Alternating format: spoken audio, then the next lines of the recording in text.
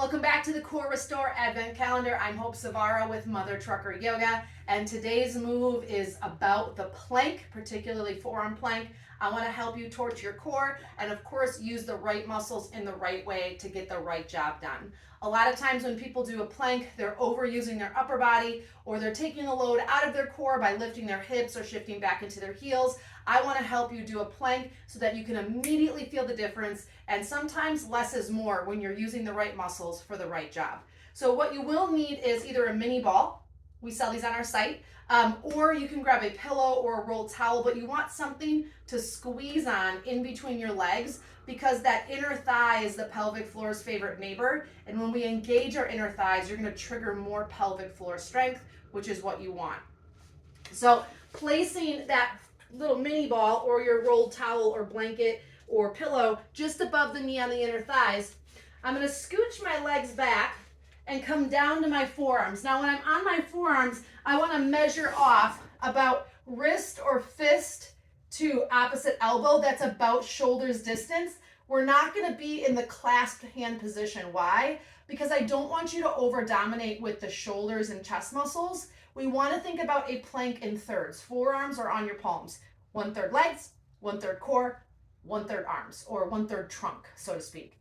And when we have that ratio off, we're not going to get the most bang for our buck. So you might find that this plank is a little harder than what you're used to.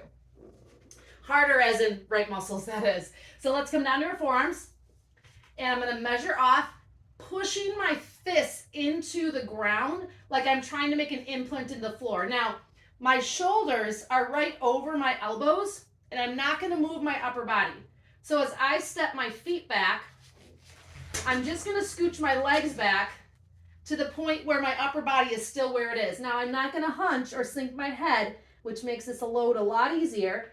I'm going to lengthen from my heels to the crown of my head, bring my feet as close together and squeeze on that mini ball to better trigger my core muscles. Now I'm already shaking, which tells me I'm using my core the right way.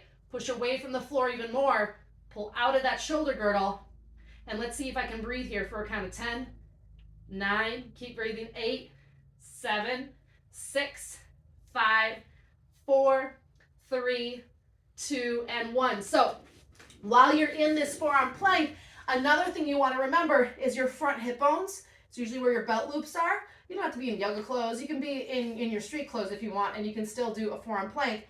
We want to think about tipping that part of our body, I'm almost out of breath a little bit, into your abdomen. So that little posterior tilt, it's just subtle, with the pelvis, not the shoulder girdle, is going to trigger even more deep core muscles. A lot of times when we get tired in a plank, we start to sag in the belly button or sag in the lower back. Now I have pain back here. It's not because the plank is bad, it's because you're doing it wrong. And so I want to show you the right way to do it to decrease pain and increase core activation. So let's come back into that again and do that same thing. Measure off.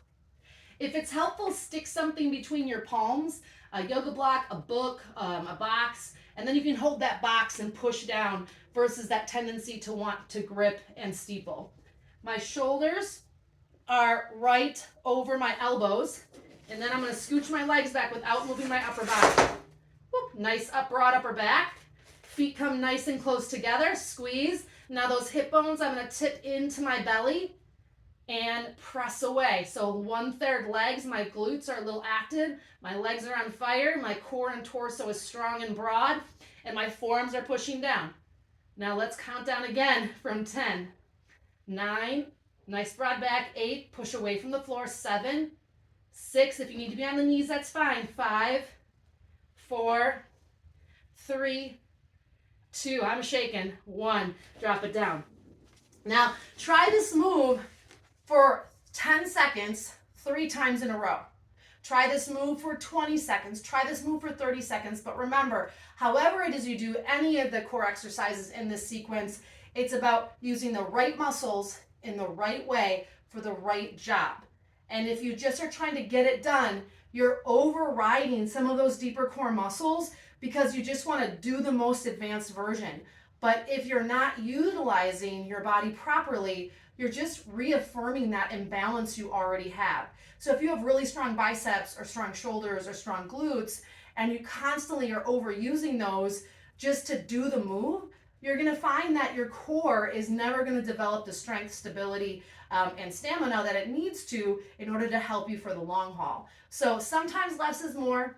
Sometimes just pulling back to a more refined version so you can use the right muscles is going to accelerate you forward in the biggest ways possible. Let me know what you think about this video down in the comments below, and I'll see you again tomorrow for our Core Restore Advent Calendar. Remember, it's the little things, it's the small, simple changes that lead to the big results in your life so that you can feel good again. We'll see you soon.